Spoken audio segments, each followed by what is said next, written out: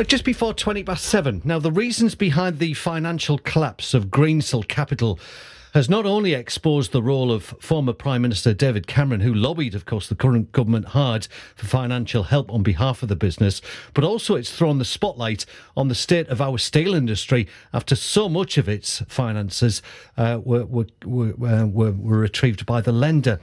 Well, later MPs are going to quiz experts on the future of the industry. Liberty Steel is set to be top of the agenda. The UK's third largest steelmaker, they've announced plans to sell off its Stocksbridge steel plant, all part of a restructuring plan. Well, it says the move will allow it to pay back one of its main creditors in full. Sanjeev Gupta is struggling to finance his UK operations, and 5,000 steel jobs at Liberty hang in the balance. 250 of those are at the plant, of course, in Harleypool. Well, amongst those giving evidence to the Commons Business, Energy and Industrial Strategy Committee is Chris MacDonald, who's the Chief Executive of the Materials Processing Institute. It's based here on Teesside, and Chris is with us on the show this morning. Morning, Chris. Good morning, Neil. It's nice to be back on. And look, before you ask me a question, I've just been listening to that interview with Michaela. She sounds like a really confident person who will be an asset to anyone. And I just want her to know that there are employers out there like me who employ disabled people and really value them. And I really wish her well in finding the job of her dreams. Spot on. Thank you so much, Chris. That'll go a long way, I'm sure, in boosting her confidence this morning. If we can start, obviously, with this in regards to Liberty Steel, it appears I mentioned about the Stockbridge site's going to be sold. Tell me the impact you believe that might have on the Harleypool plant.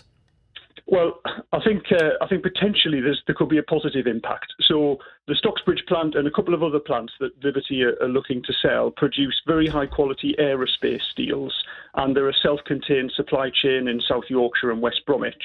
And that's quite a different part of the market that Harleypool's in. So the Harleypool pipe mill supplies oil and gas and offshore wind sectors.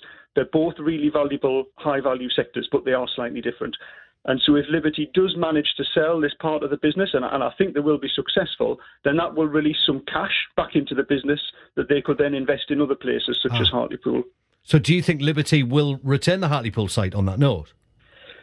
Well, assuming that they manage to, restructure successfully, and of course we all do hope that they do. But by selling this bit of the business, they'll get a bit of cash, and we know that their problem is really about cash. Their lender has gone into liquidation, and that's always a big challenge when you're running a business if your lender vanishes. But generating some cash in that way, they'll be able to pay down their debts and start, getting the business back up and running again. I think it's by no means certain they'll get out of it, but I really hope they do. And certainly this is a positive step in that direction. You'll be quizzed on the future of steel, Chris, later. What are you going to be saying? Well, look, I think my key message is it's about time, from the point of view of the UK, that we decided what steel industry we actually need from the point of view of our sovereign capability. Because I don't know how many times I've been on your show talking about the latest crisis in the steel industry, and I really love talking to you, but I almost wish you would never invite me back because it's always another. You know what I mean? No offense, I do love talking to you. It's lovely to be here. But it's like one crisis after another we've had. Tata Steel, British Steel, SSI, the whole lot. And the steel industry's just been pushed from pillar to post. And yet what I see, yesterday the government saying that the US government have brought illegal protectionist tariffs to support their industry. The German government subsidised their energy costs for their steel industry by 50%. The French government support through procurement. The Chinese government are actually paying for steel plants to run.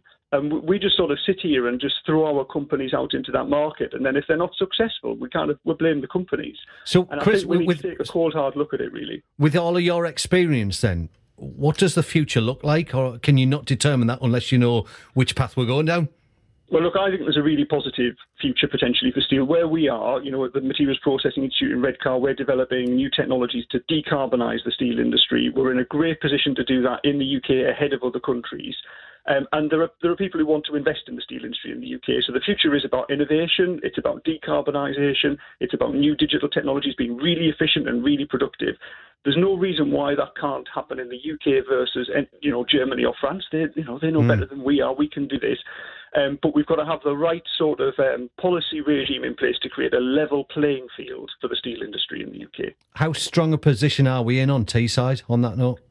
Well, we've got some brilliant assets in Teesside. We've talked about the pipe mill at Harleypool, which has, a unique capability almost in the world. The beam mill at Lackenby, there are half a dozen mills in the whole world that can make the same steels that we make at Lackenby. And then at Skinning Grove, the Special Profiles mill making, highly specialised steel profiles for earth-moving machinery and all of this sort of stuff. So we're in Teesside, we're in these really niche markets, really high-value niche markets. But all of these businesses, they need competitive energy prices so that they can get out there and compete in the world. And we always have to remember, of course, if I just go back to Liberty Steel, there's always an individual, a family on the receiving end of that as well. That uncertainty has played out for months now in regards to Liberty Steel. Do you have a message to workers and their families this morning, Chris?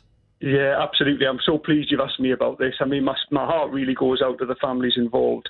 I mean, I've been there myself, and right now, I know Stocksbridge really well. I've worked at Stocksbridge. It's a really close-knit community, the sort of community that people on Teesside would really recognise.